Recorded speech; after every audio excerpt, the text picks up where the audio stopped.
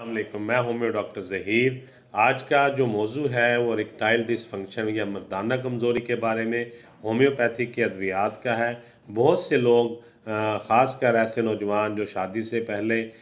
बहुत ज़्यादा परेशान होते हैं और फिर मुख्तलिफ़ डॉक्टरों के पास या हुक्मा के पास जाते हैं और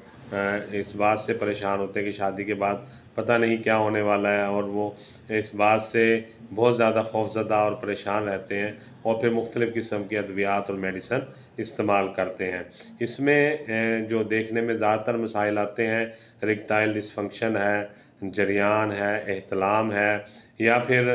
कतरों के साथ मनी का खारिज होना है, या ख़यालात के साथ मनी का इखराज है, अनज़ाल होना है, प्रीमैच्योर एजुकेशन है, कुछ थोड़ी सी बात सुनने से या कोई चीज़ देखने से या ख़्याल आने से